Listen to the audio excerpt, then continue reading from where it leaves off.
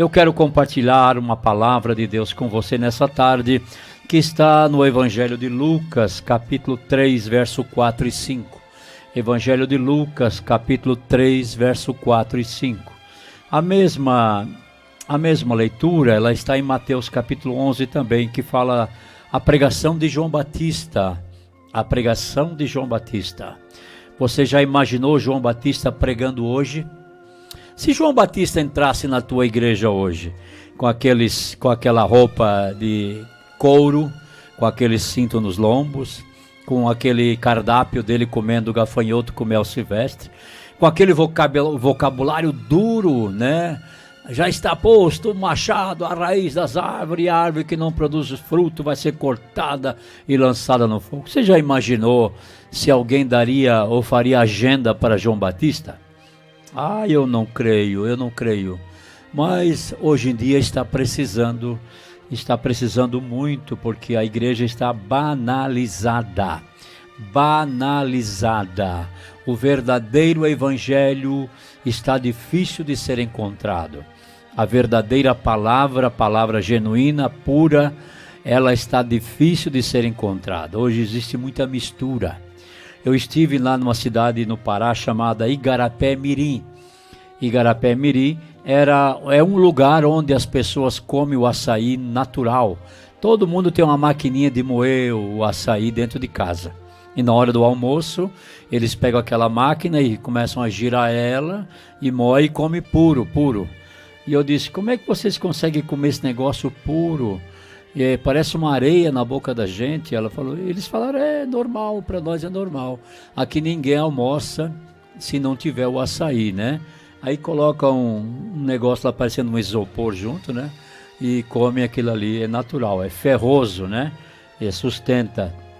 E eles disseram, o que vocês comem lá no sul, ele tem café no meio, ele tem abacate no meio, ele tem uma certa tinta no meio, ele tem uns ingredientes que não são bons para o organismo, mas nós comemos o puro. Você já imaginou que o evangelho muitas vezes pregado em nossas igrejas, ele não é mais puro? Ele é misturado com muita coisa, né? Não se pode mais ofender o adúltero porque ele vai embora e o seu dízimo vai fazer falta. Não se repreende mais o que é viciado em pornografia, não se repreende mais aquele que não está em comunhão dentro de casa com a esposa, com o esposo, com os filhos, ou com os pais, ou com o pastor. Deixa no cantinho aí, não tem problema não, enquanto ele dizimar e ofertar, enquanto essa cadeira não for vazia, não tiver vazia, tá bom, deixa ela aí, né? Então o evangelho puro hoje, ele vem para curar as pessoas. O evangelho de hoje, ele remenda. Você lembra antigamente quando a gente não tinha dinheiro para comprar roupa e a gente remendava as roupas? Você lembra disso? Os antigos lembram disso. As roupas eram remendadas, eram feias, eram roupa para trabalho. Hoje você vai numa boutique e você compra roupa remendada por um valor absurdo. As roupas hoje são rasgadas e remendadas. Parece que esse pessoal trabalha com água de bateria. A roupa deles é tudo arrebentada. E outros vendem roupas remendadas. Parece que é normal hoje em dia, né? A pessoa andar com uma roupa remendada. E ela está na moda. E nós que andamos de terno e gravata, estamos em desacordo com a moda. Que coisa, né? A inversão de valores hoje é assim. Então o evangelho de Jesus, ele não veio remendar. Ele veio curar. Ele veio transformar. E o evangelho de hoje, ele remenda. Ele coloca um remendo novo por cima do pano velho, e Jesus falou, não façam isso, porque o remendo novo, ele vai arrebentar o velho, e vai ficar uma ruptura maior. Então o evangelho que João Batista pregava, era um evangelho de cura, era um evangelho genuíno, era puro, não tinha mistura. Então diz assim a palavra do Senhor, Lucas capítulo 3, diz assim, o anjo do Senhor apareceu posto em pé à direita do altar do incenso, Lucas capítulo 1, verso 11, Lucas 1 e 11. Lucas 1:11. O anjo do Senhor lhe apareceu ao pai de João Batista, a Zacarias, posto em pé à direita do altar do incenso. E Zacarias, vendo, turbou-se e caiu temor sobre ele. Mas o anjo lhe disse: Zacarias, não temas, porque a tua oração foi ouvida. Isabel, tua mulher, te dará à luz um filho, e chamarás o seu nome João. E terás prazer e alegria, e muitos se alegrarão no seu nascimento, porque será grande diante do Senhor. E não beberá vinho, nem bebida forte, e será cheio do Espírito Santo, já desde o ventre de sua mãe. E converterá muito dos filhos de Israel ao Senhor seu Deus, e irá diante dele o espírito e poder de Elias, para converter os corações dos pais aos filhos, e os rebeldes à prudência dos justos, com o fim de preparar ao Senhor um povo bem disposto. Esta é a promessa que Zacarias teve, que a sua mulher ia engravidar, e quem seria o seu filho? Vamos a Lucas capítulo 3, verso 1. E no ano 15 do império de Tibério César, sendo Pôncio Pilatos presidente da Judéia, Herodes tetrarca da Galileia, seu irmão Felipe tetrarca da Itureia e da província de Traconites, e Lisânias tetrarca de Abilene, sendo Anás e Caifás sumos sacerdotes, veio no deserto a palavra de Deus a João, filho de Zacarias. Já havia passado muitos anos aqui. E percorreu toda a terra em redor do Jordão, pregando o batismo de arrependimento para perdão dos pecados, sendo o que está escrito no livro das palavras do profeta Isaías, que diz: voz do que clama no deserto, preparai o caminho do Senhor, endireitai as suas veredas. Todo vale se encherá, e se abaixará todo monte e outeiro. O que é tortuoso se endireitará, e os caminhos escabrosos se aplanarão.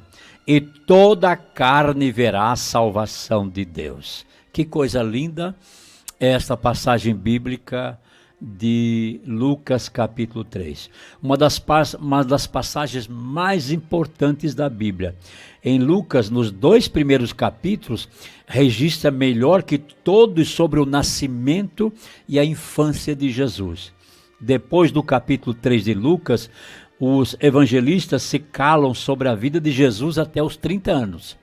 Aqui, onde a Bíblia não tem voz, não devemos dar ouvido. Preste atenção.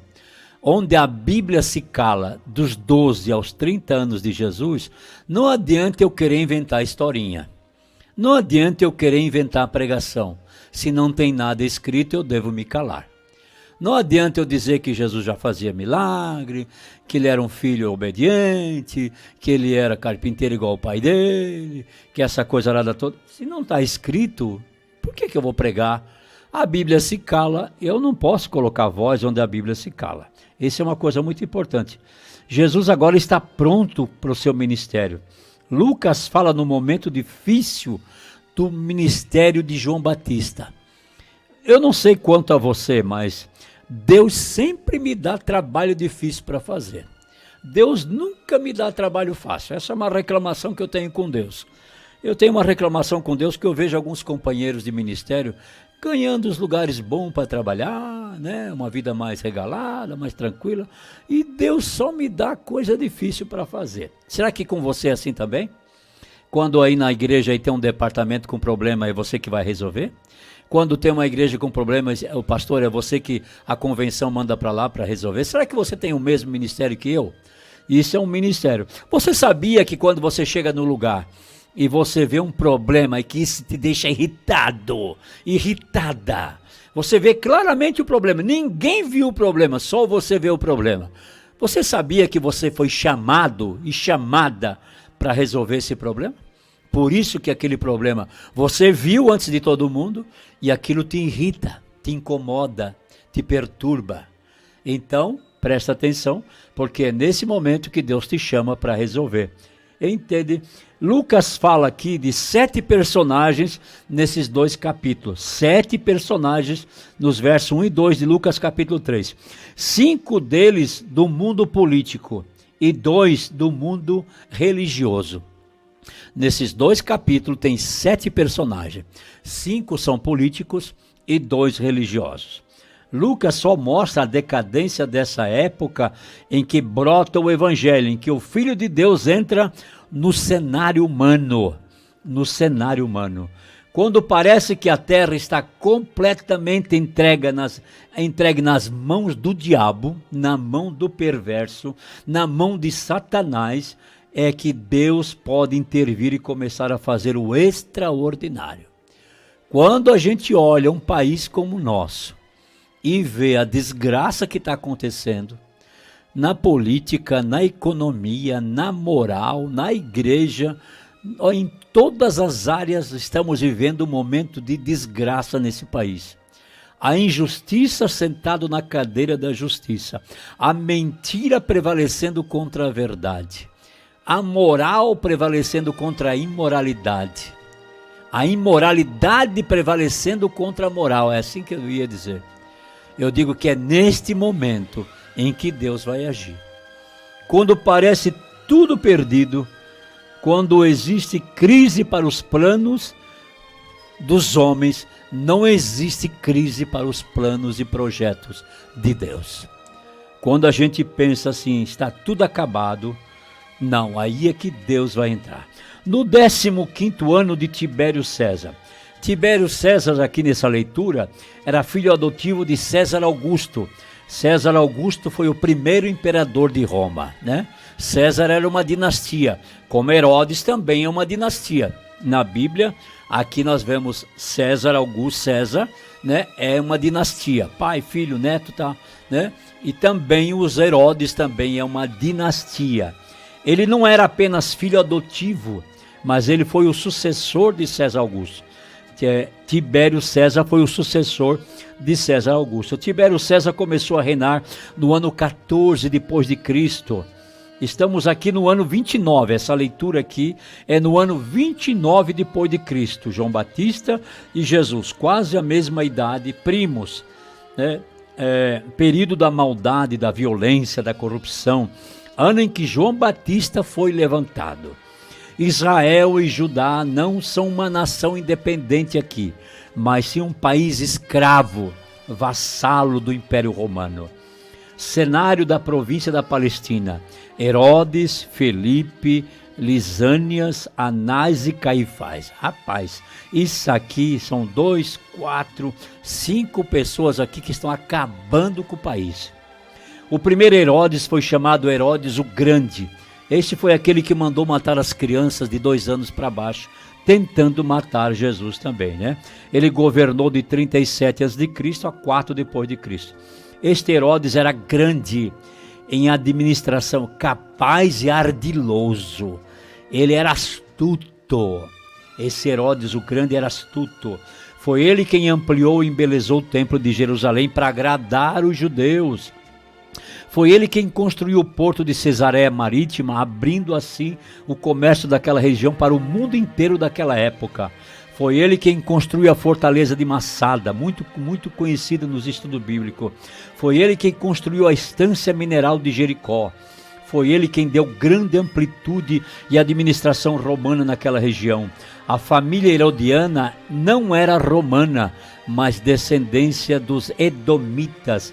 Eram idumeus, aparentado com os judeus, não era judeu.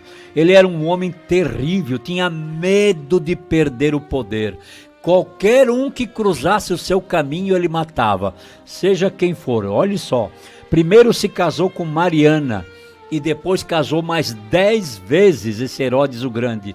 Ele casou 11 vezes, com medo dos nobres da família da sua mulher, ele mandou matar todos os familiares da sua mulher.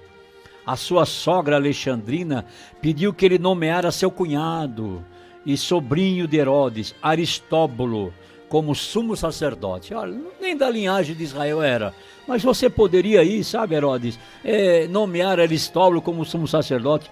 Aristóbulo tinha só 17 anos de idade e estava fazendo um lindo e bom trabalho. E ele mandou matar o sobrinho também. O cara era tremendo, ele disse, não, mata esse aí também, né? E a sua sogra, com medo, fugiu para o Egito. E ele mandou emissários para lá para matar ela. Tibério César mandou chamá-lo a Roma para exortá-lo. Tibério César, o imperador, e disse: chama o governador Herodes lá, ele tem que vir aqui a Roma dar explicação de tanta gente que ele está matando, né? E com medo de deixar a sua mulher só e com medo de ser traído por ela, antes de sair de casa ele mandou matar a sua mulher. 2 de seus filhos foram estudar em Roma e sua irmã Salomé, que era terrível também, lhe disse que quando seus filhos voltarem, eles vão estar mais bem preparados que você e vão tomar o teu trono. Ele mandou estrangular os 2 filhos. Já pensou? Antes dele morrer, ele fez a sua irmã Salomé, ele diz assim: antes de eu morrer, Salomé, você vai me jurar que no dia da minha morte, você vai pegar nossos soldados, entrar na casa de cada nobre aqui em Jerusalém e matar um filho de cada casa. Porque eu quero que no dia da minha morte, toda Jerusalém chore. E a pessoa, que homem diabólico, ele queria que a nobreza chorasse por eles. Antes dele morrer, ele dividiu o seu território em quatro partes. Aí vamos lá. O primeiro território, Judéia e Samaria, né? E Edom, ele deu a Herodes Arquelau. Segundo território, Galileia e Pérea, ele deu a Herodes Antipas. Terceiro território, Itureia e Traconites, ele deu a Herodes Felipe. E o quarto território, Abilene, ao norte, ele deu a Lisânias. Arquelau não se deu bem na sua administração, e Roma, Arquelau, né? Ele era o que estava na Judéia e Samaria, ele não se deu bem na administração, e Roma aproveitou e trocou Arquelau por Pilatos. Bem, Pilatos, que estava na crucificação de Jesus, olha só, né? Uma família sanguinária, violenta, corrupta e má. No poder, só pode haver desgraça no governo. Foi quando João Batista iniciou seu ministério. Olha só que cenário bonito estava quando Deus chama João Batista. Olha que cenário. Morte, corrupção, maldade, destruição, né? E ali Deus disse: João Batista, é agora que tu vai começar, meu filho. Já imaginou? E Anás e Caifás são 2 sumos sacerdotes. Não poderia haver 2 sumos sacerdotes, era só um. Mas Anás e Caifás, a religião judaica estava em decadência. A posição desse cargo aqui era sangue e ouro. Quem estava no poder aqui como sumo sacerdote ficava riquíssimo. Então o sogro e o genro disputavam o lugar de sumo sacerdote. Um era pelo Império Romano e o outro pelos judeus. Imaginou? O sogro era o sucessor. O sogro era o homem, né? O sumo sacerdote Anás foi deposto pelos romanos, mas Anás,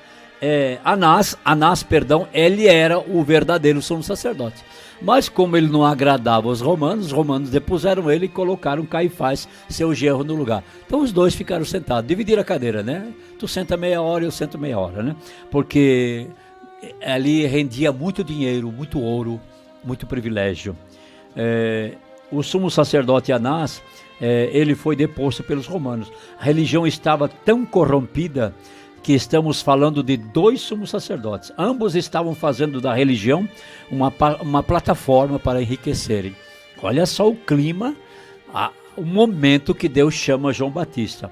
Nesse clima triste, difícil, politicamente, religiosamente falido, é que Deus levanta esse grande homem. Fazia 400 anos que Deus não se manifestava para o povo. Entre Malaquias e Mateus, um período de 400 anos, Deus não falou 400 anos com ninguém. Ali houve o período dos Macabeus, houve outros períodos ali, mas Deus mesmo não usou nenhum profeta e não teve nenhuma visão e nenhuma revelação. 400 anos.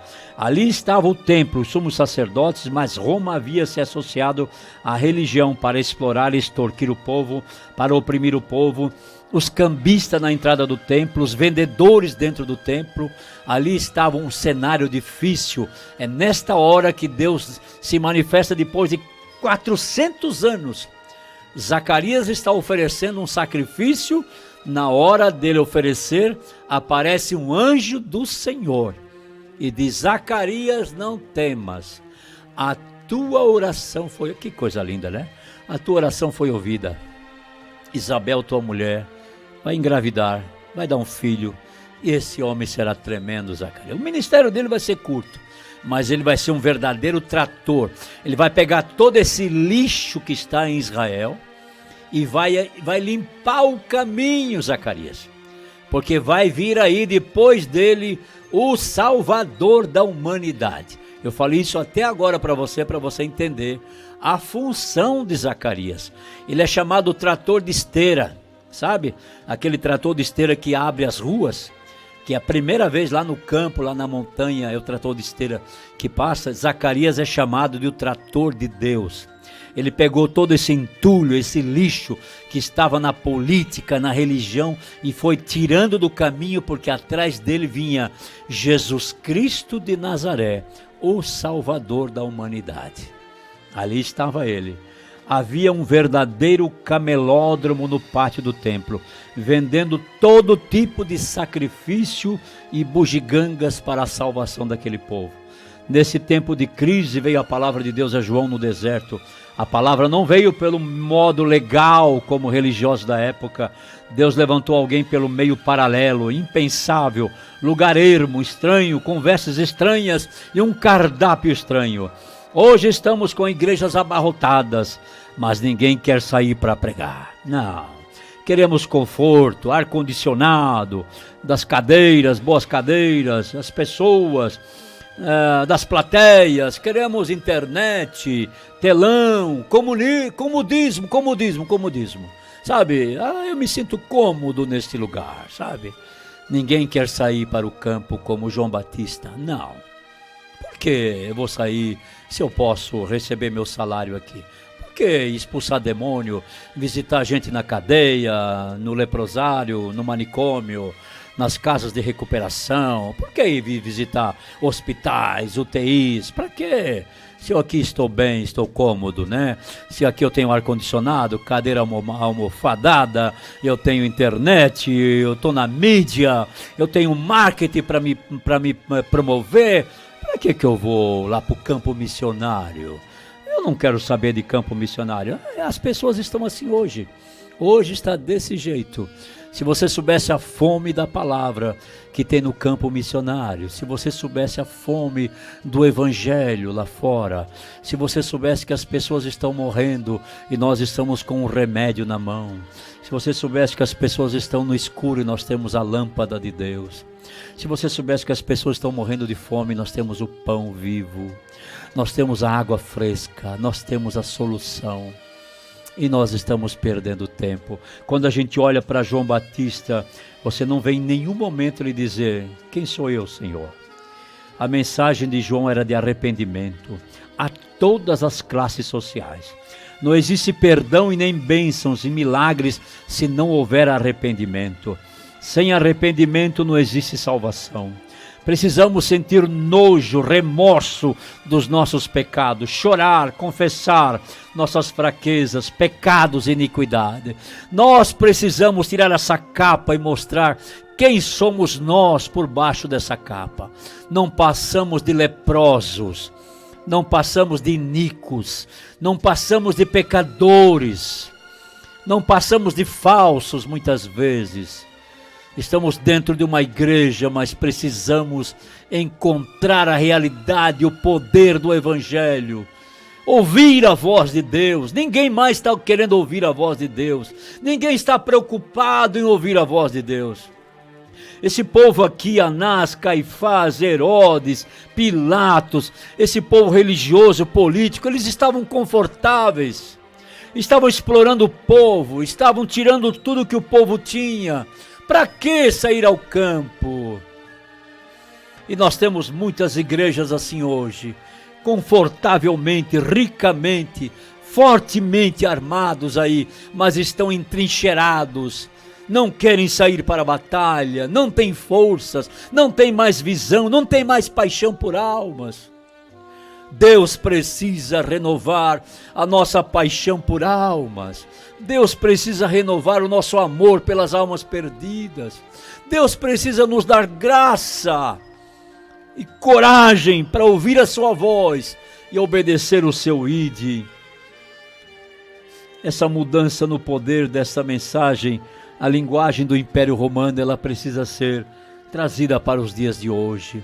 João Batista não teve medo, não. A palavra do Senhor diz no verso 4, segundo o que está escrito no livro das palavras do profeta Isaías, que diz, voz do que clama no deserto, preparai o caminho do Senhor e endireitai as suas veredas, todo vale se encherá e se abaixará todo monte outeiro, o que é tortuoso se endireitará e os caminhos escabrosos se aplanarão. Essa era a mensagem. Lucas capítulo 3, verso 4 e 5. Oh, mensagem poderosa. João Batista não economizava palavras. Não. Ele perdeu a cabeça, corretamente ele perdeu a cabeça. Mas a sua mensagem continua viva até os dias de hoje. Que adianta eu conservar minha cabeça sobre os ombros se a minha mensagem não tem valor?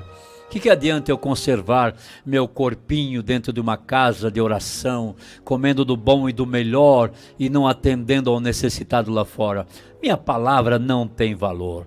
Não é o marketing, não é as pessoas que me produzem na mídia que vai me fazer chegar mais perto de Deus. Pelo contrário, quanto mais longe desta mídia, mais próximo de Deus. Quanto mais fechado, reclusado, perto do Senhor, mais eu tenho chance da minha salvação.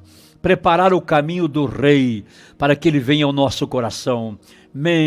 Montes, vales e caminhos escabrosos, vida dúbia, fora do lugar. Essas pessoas hoje precisam ouvir a mensagem. Elas precisam ouvir a mensagem. Nós passamos de 240 mil pessoas batizadas em água em Cuba. Tá certo que temos 640 missionários. Tá certo que temos muitos missionários. Mas 240 mil almas batizadas em águas é para alegar qualquer coração. E você tem participação. Se você visse um trabalho lindo no Haiti, onde o pastor Lindenilton e a sua esposa Mãe Adriana estão fazendo com as crianças, construindo igrejas, construindo a casa pastoral para um pastor. É coisa linda, maravilhosa. Isso é muito lindo. A palavra do Senhor falava às multidões, porque o evangelho é para todos. Publicanos eram cobradores de impostos, judeus roubando dos seus irmãos para o império, extorquiam seus irmãos. Olha o que Zaqueu disse quando Jesus entrou na sua casa. Ele disse, Senhor, se alguém tem o defraudado, eu vou restituir 4 vezes mais. E Jesus disse, olha, eu vejo arrependimento. Hoje veio salvação a esta casa. Que coisa!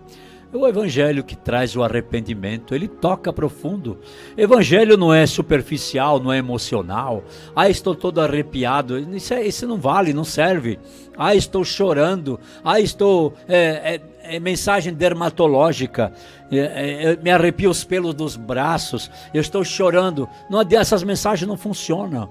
A mensagem que funciona é aquela que toca lá no meu espírito.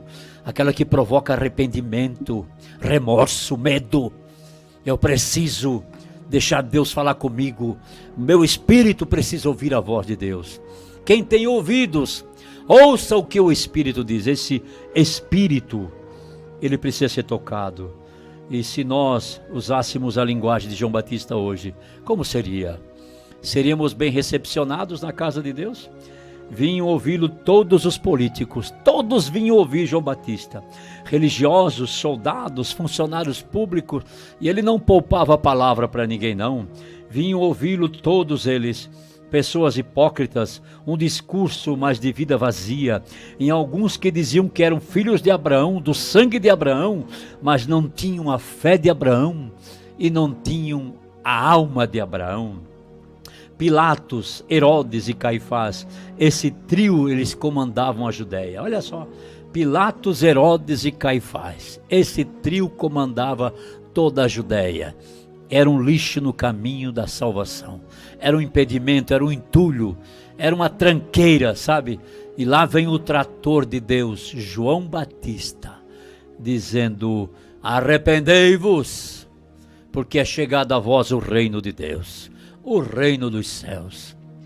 Aquele que não se arrepender será como uma árvore cortada, porque o machado já está posto à raiz das árvores. Não poupava não. Quem é este grande homem de Deus e onde ele nasceu? o tempo e resultado do seu ministério. O grande trator de Deus. Pedras e tranqueiras impediam a chegada do imperador, né? Dos imperadores. E João Batista era aquele que fazia. Naquele tempo, quando o imperador queria chegar numa cidade, ele mandava os seus oficiais na frente, mandavam lá o exército, e eles arrumavam o caminho. O imperador não caminhava em qualquer caminho. Se fosse uma montanha, eles tinham que cortar aquela montanha. Se fosse um vale, tinha que preencher o vale. Se o caminho fosse escabroso, ele tinha que aplanar o caminho. Se tivesse muita curva, teriam que tirar as curvas, porque o imperador estava vindo ali. Era a lei do lugar, era a lei. Tinha que haver segurança, tinha que haver liberdade para chegar. Porque o imperador, quando chegasse, ele ia trazer soldados, ele ia trazer riqueza, ele ia trazer nome, ele ia trazer status para aquele lugar. Então, é comparado a mensagem de João Batista à chegada de um imperador. Mas, na verdade, era o imperador dos imperadores que estava para chegar, Jesus Cristo de Nazaré. A visita do imperador nessas vilas era algo notável, era algo que jamais seria esquecido, porque ele ia deixar muita riqueza naquele lugar. Ia deixar um centurião com 100 soldados, ia deixar um quartel, ia deixar um fórum, ia deixar muita coisa, aquele lugar ia crescer. Então a visita do imperador trazia lucro para aquele lugar. E a mensagem de João Batista foi comparada com isso. Vai, leva o trator na frente que o imperador está chegando. Voz do que clama no deserto. Deserto é lugar de dificuldade. Quem quer ir pregar no deserto? Você está me ouvindo agora essa tarde, está querendo ir pregar no deserto? Será que você está disposto? Tem forças, tem ânimo? Tomara que Deus lhe dê paixão pelas almas que estão no deserto. No deserto não tem água, não tem pão. No deserto não tem distração, no deserto não tem regalias, no deserto não tem mordomia, no deserto tem animais nocivos, no deserto tem calor escaldante, no deserto tem necessidade de tudo, mas é lá que estão as almas, é lá que nós precisamos ir. E a palavra do Senhor diz, voz do que clama no deserto, isolamento, solidão, necessitados. Tem pessoas que estão no deserto clamando, chorando. Tem lugares que você chega e as pessoas se alegram.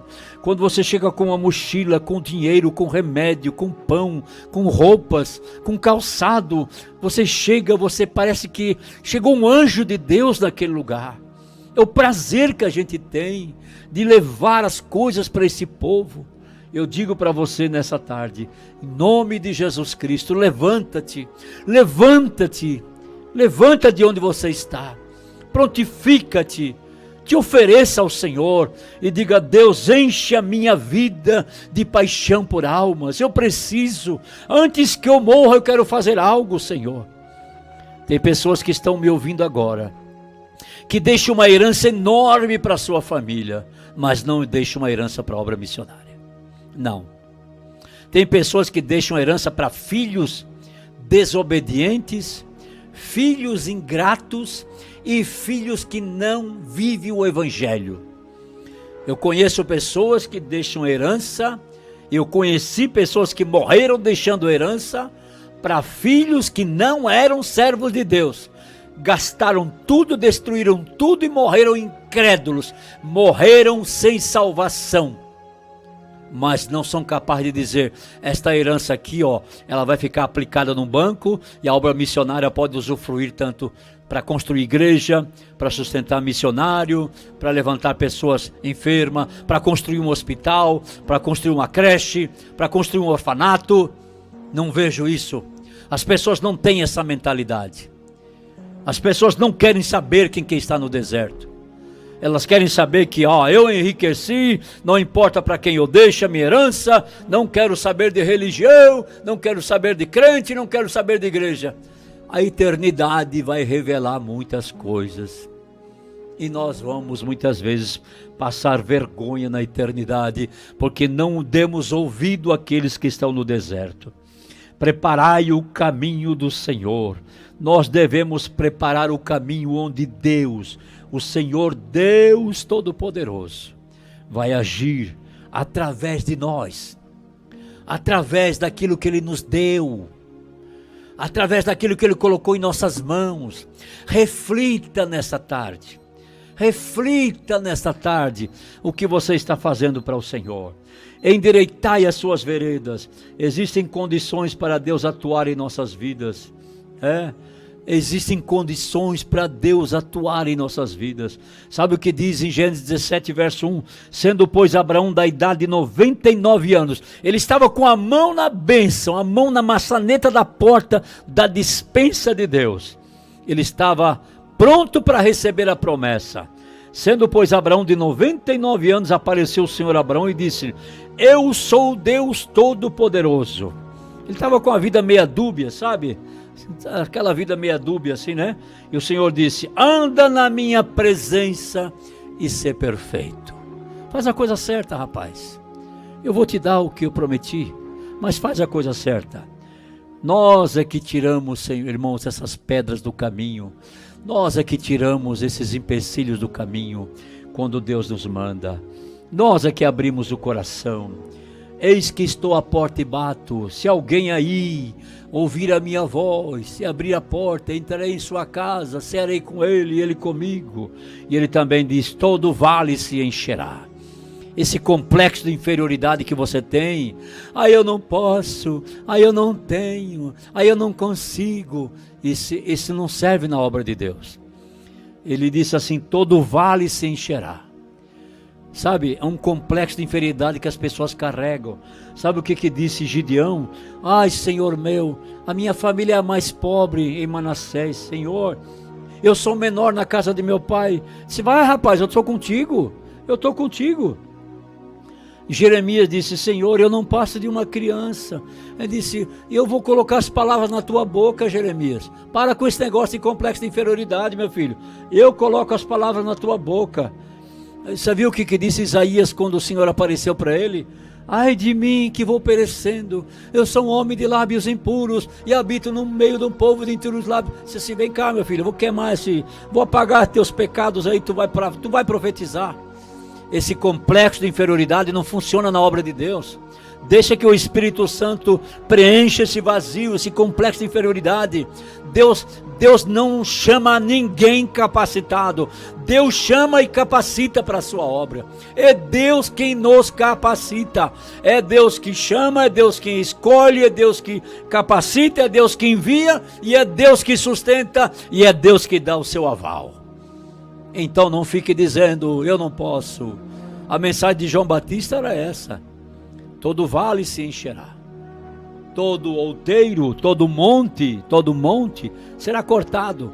Esse complexo de superioridade, só eu posso, só eu sei, só eu, também não funciona.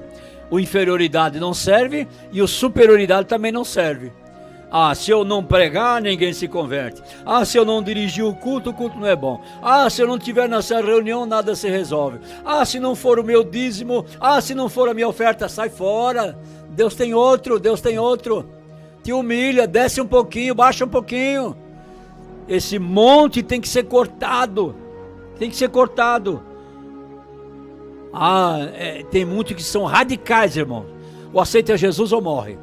Esse complexo de superioridade: eu sou o único santo na igreja, eu sou o único perfeito, eu me visto de acordo, eu falo de acordo. Não, Deus não vê como vê o homem vê o exterior, mas Deus vê o coração. Coração orgulhoso, soberbo, não serve para a obra de Deus. O complexo de inferioridade não serve.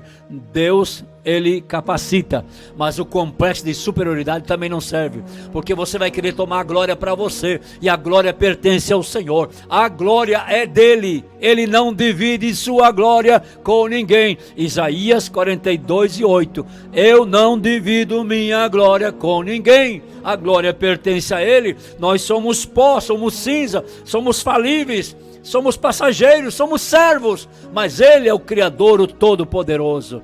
A ele toda honra, toda glória e todo louvor. Não sejas demasiadamente justo, nem demasiadamente sábio, porque te destruirias a ti mesmo. Eclesiastes 7,16. Não sejas demasiadamente justo, nem demasiadamente sábio, porque te destruirias a ti mesmo. Agora, e todo o caminho tortuoso se endireitará. O imperador não vai fazer curva, ele quer um caminho reto.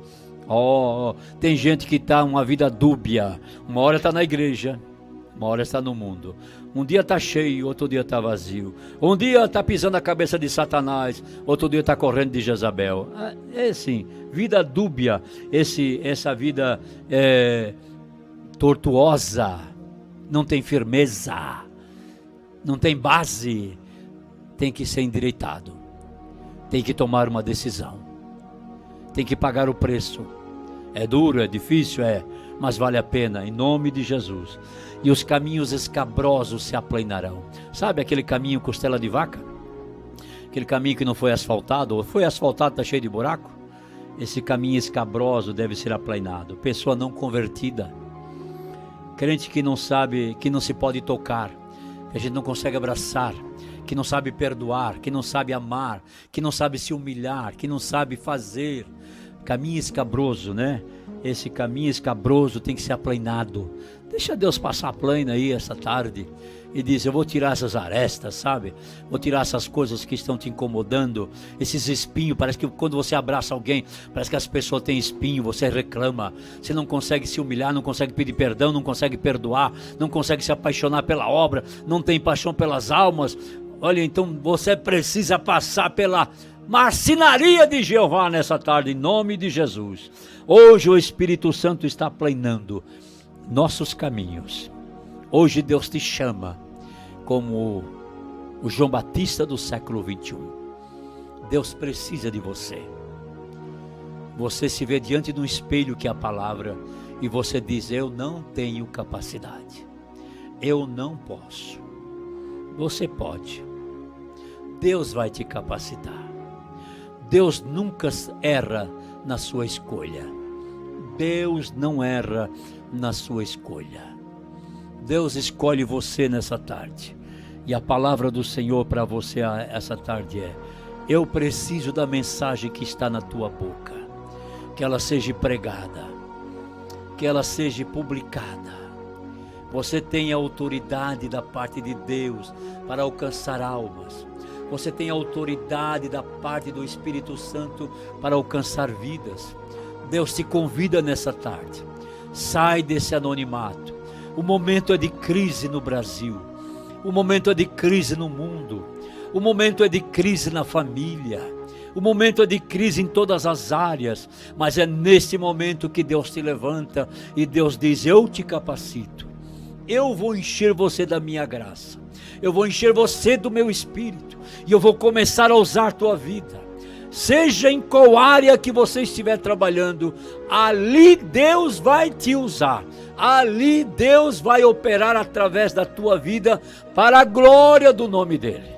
Levanta-te nessa tarde e receba de Deus esta palavra em nome de Jesus. Amém e amém.